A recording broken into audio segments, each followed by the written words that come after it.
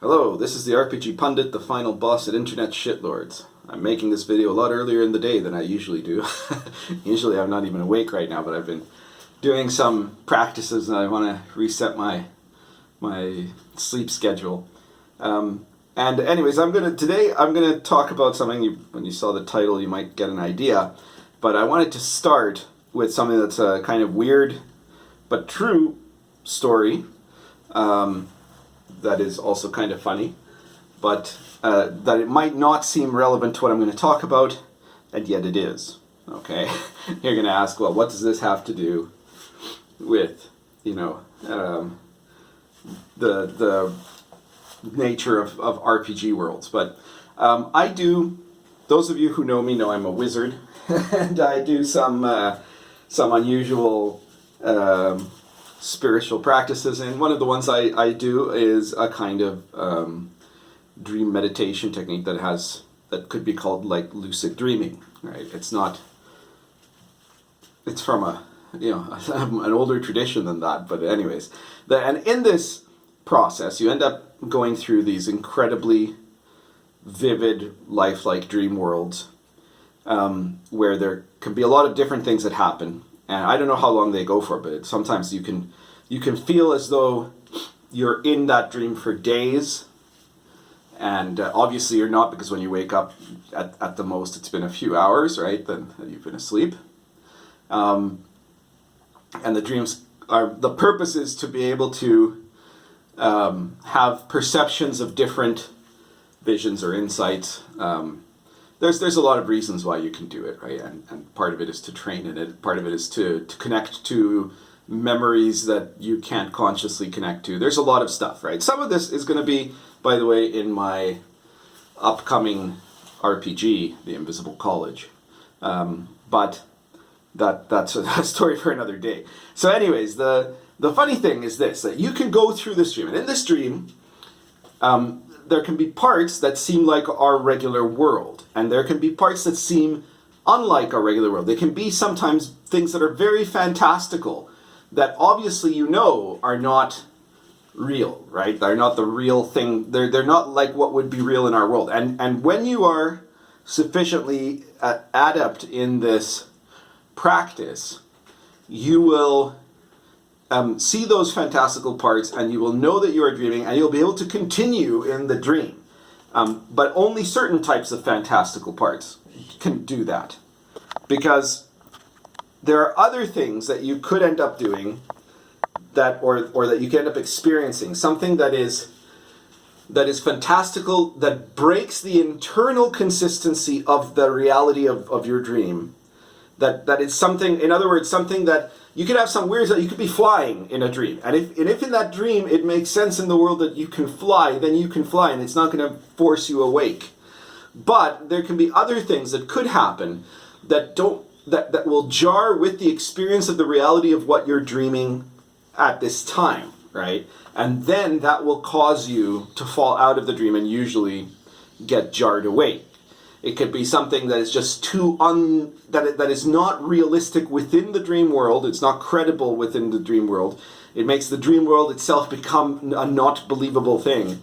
Or it could be also that you have an experience of something that is just so unbelievable in general, right? That you're like, well, what the hell is this? Right? And for me, last night, that moment happened quite by surprise, and in the dream I was looking at things on a phone, and I go to Twitter, and then on Twitter they had an edit button, and that moment my entire reality crashed down around me, and I woke up, which is perfectly understandable and very funny to anyone who is on Twitter, because you'll know exactly why that's so hilarious. Anyway, on to the topic. That was not what I was going to talk about. What I was going to talk about today, relating to RPGs, is kind of a follow-up to my previous video. Now, you don't have to watch my previous video. You probably should anyways. But basically, I'm talking about the serious problems that the new school has, in that video and in this one, with understanding what the hell RPGs are for. And this is the thing, right? At some point, somebody got it in their stupid little head that RPGs are for telling stories. They suppose this with no proof that this was the case. Because and no intention, by the way, to investigate that reality, whether that was a credible argument or not, you know. And so they proceeded to push forward, having not bothered to check at all if there's any reason why this would be right, to push forward with this narrative that RPGs are for doing cinematic style stories, like stuff from, you know, your favorite your favorite CalArts style cartoon or whatever, right? And then everybody does that, right? And they're all wondering, you know, they're all having stories that might be fun, but that ends up, at best, it ends up failing completely to use what RPGs can really do. That's the best scenario. You might have a really good time. I'm not denying that there might be people that end up just having a really good time treating RPGs as storytime land, as Looney Tunes, where they can pick and choose what part makes any sense or what part doesn't, and everyone's happy with that. There's some people that are definitely not going to be happy with that, but there's some people that could be, right? But even those people, it means that at best, they're failing to use RPGs effectively. And I would also argue they're failing to have the most fun they could have, because they could do this in a more effective way if they weren't shackled to playing an RPG, right? If what you want is to have an interactive storytime game, then the RPG model, the model of all games that are actually RPGs, is a terrible model to do it with.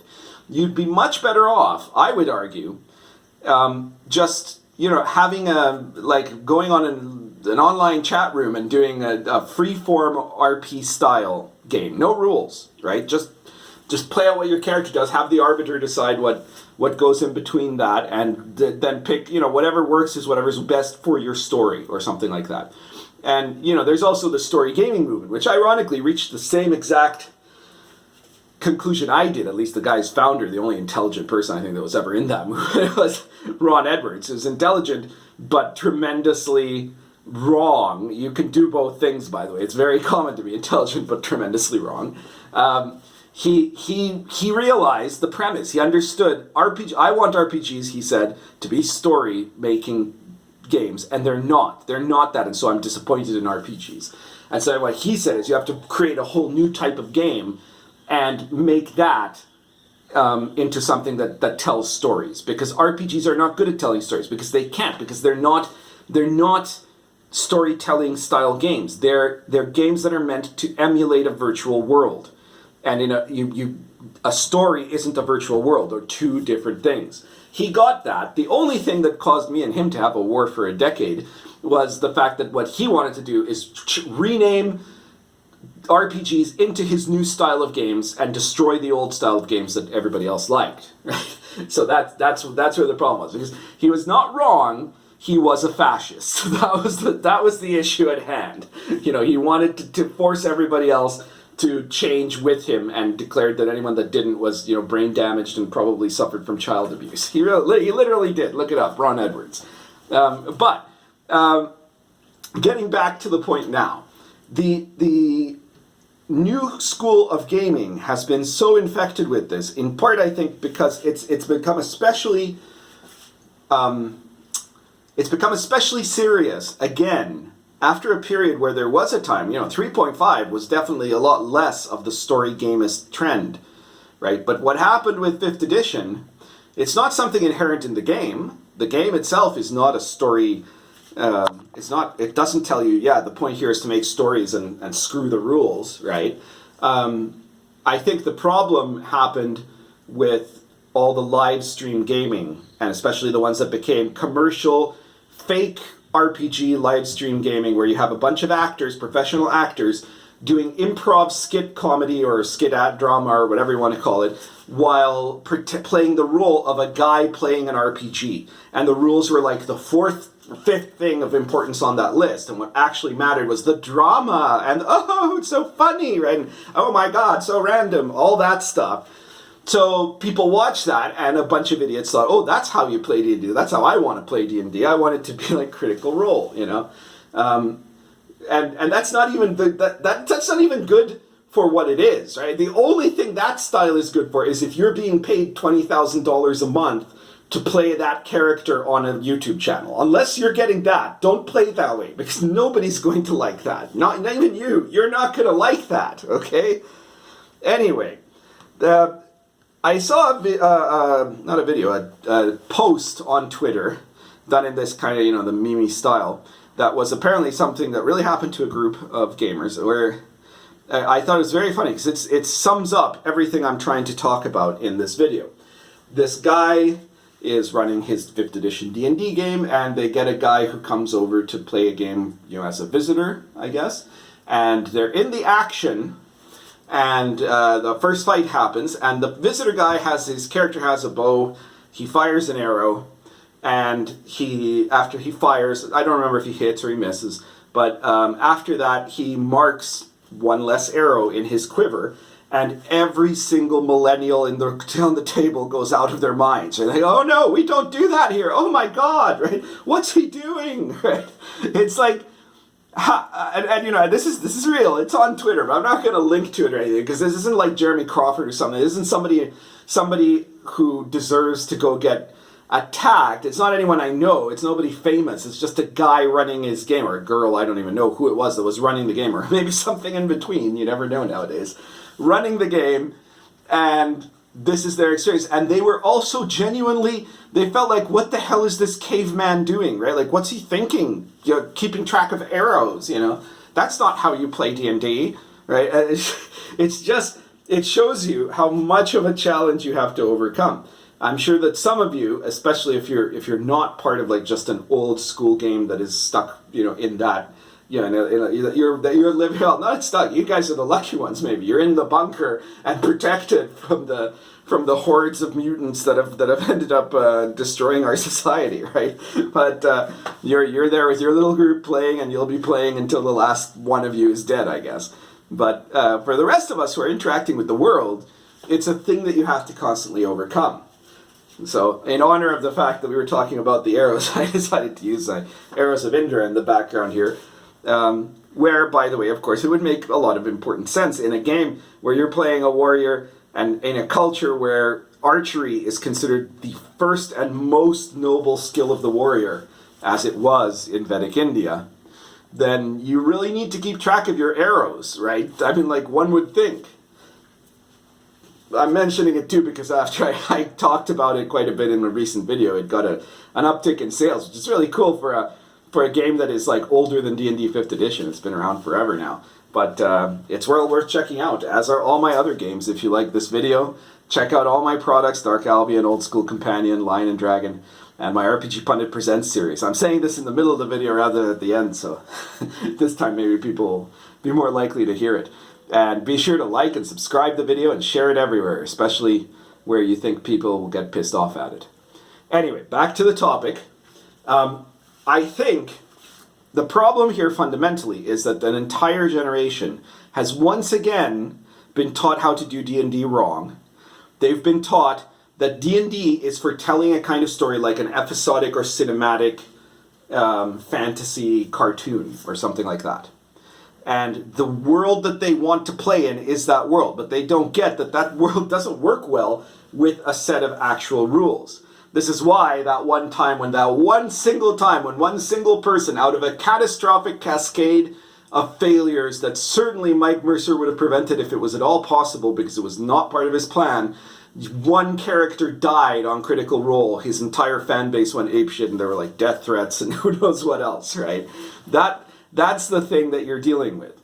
What you have to be able to impress, if you don't understand how RPGs do work, how are you going to be able to explain to people why? Because you can say, oh no, but resource management is more fun. That's not the argument, right? Because a lot of people probably don't find resource management more fun.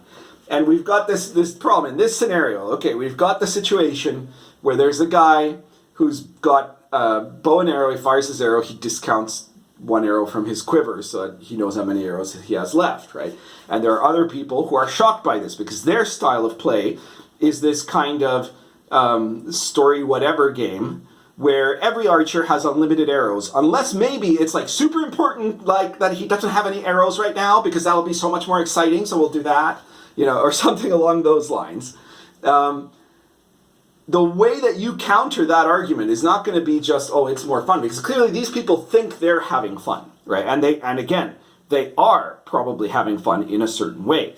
I'm not saying that they aren't, but they aren't getting fun. But what I am saying, 100%, they aren't understanding what RPGs are for, because RPGs are not for the telling of creative collective stories with no rules, because there are obviously rules. Let's start with that, right? And the rules of the RPG are not made for telling a story. They're made for what? For emulating a world, for creating a virtual world that you exist in. And this is different than the most typical argument, because these kids have heard some of them have likely heard some of these things before. They've heard, oh, it's more fun. And they're like, no, it isn't. And then they've also heard some grognard incel somewhere tell them, no, but it's more realistic this way. If you don't keep careful track of all your arrows and bowel movements, then you're not playing in a realistic world, and so you're inferior to me, or something along those lines. And of course, that makes them all the more disposed to think that their way of running the game is right and that your way is wrong. Because, again, realistic is really stupid. There is no such thing as realistic in RPGs. You can't have a realistic RPG. You can have a realistic flight simulator, because if you're worried about taking care of one specific thing and making that realistic, that is to say, flying an airplane in a way that would represent exactly how that airplane would be flight in the actual air, except that you're doing it on the ground, that's what is a realistic simulation. You cannot do that with an RPG, because there's no way to make enough rules. You would have to track your bowel movements for it to be realistic. So realistic is a stupid goal that only certain people, mainly incels, who are probably spurgs, have in their minds, in their games, in their worlds. But that's also wrong. You're not making a realistic world. You're making a virtual world, an emulative virtual world. An emulative virtual world, what it means is that it's a real and living world existing in a kind of other plane of your level of consciousness, right? To get very mystical about it here.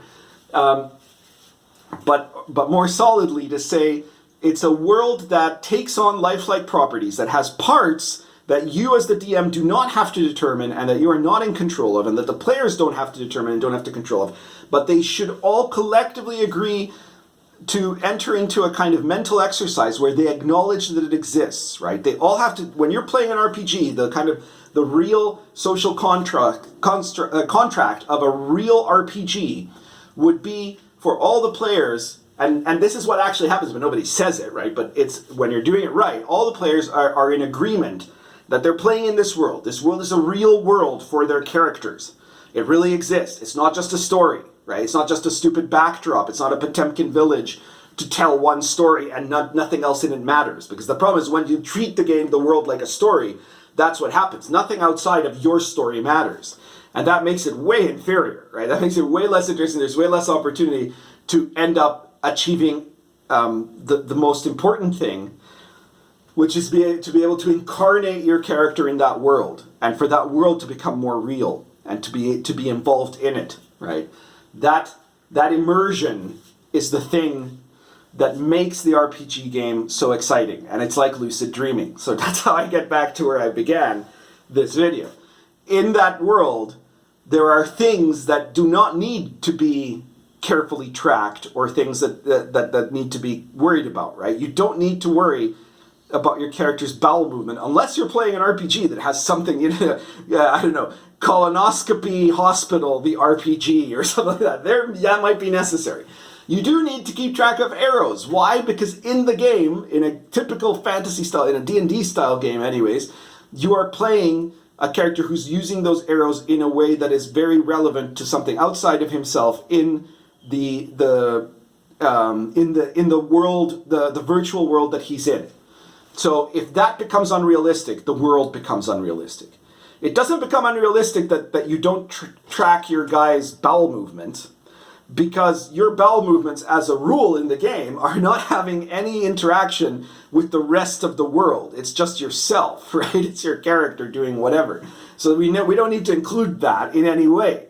But you do need to include the firing of arrows, right? So it's not about realism, because in realism you'd have to track everything, both of those things and everything else, and fingernail growth and whatever. Every detail would have to be tracked for a game to be able to call itself realistic. It's emulative, right? And emulation is the way that you reach the immersive state. The best that you can do with the story model of D&D play is to say, wow, we told a fun story, right? And that was, it was so dramatic. But even there, if you think under the surface, if the rules didn't matter a damn, right? Because if you don't have to keep track of arrows, why do you have to keep track of hit points? Just say nobody dies unless it's appropriate to the story for them to die, right? So then there's no point in the rules existing. You might as well just be ignoring them completely. And that would probably get less in your way of telling a good story, right? So you could end up creating an exciting story. When you play an RPG really well, you create a goddamn universe, right? You create an entire other place that exists where things are happening, and your characters are one little part of it, but they're in there, and they can end up becoming people that do important things. But the story happens only in the sense of the life your character lives in that universe, which is something that operates on such a bigger scale than anything that story gaming can provide. All right, so that's basically it for today. Share this video with anyone who you think doesn't understand. If you know a kid that isn't keeping track of arrows, share the video with them, all right? I've already given you my spiel for most of my products, except for one. Let's say you think you can't afford it. I mean, most of my games are very, very affordable. I try to keep the price always down, right? I don't think I have any game that costs more than $30. But if you're not sure you can afford them, but you want to help me out, I do have a Patreon and a PayPal, but I also have the RPG Pundit Presents series, which is a PDF series that you'll find the link in the description below. And every issue of RPG Pundit Presents is a different little source book or adventure or guidebook or monsters or something that you can use in your D&D or OSR or RPG gaming. And they all cost between $1 and $5, right? So they're really inexpensive and very, very very, very useful. You're going to find something because there's such a variety. There's 103 of them. You'll find a lot of things that you're probably going to like. And if you're an actual gamer, that you'll actually be able to use too. So you're getting something for yourself that you can use, and you're also basically buying me a coffee. Thank you very much for that, guys. Share the video. Currently smoking Lorenzetti Volcano plus Blue Boar.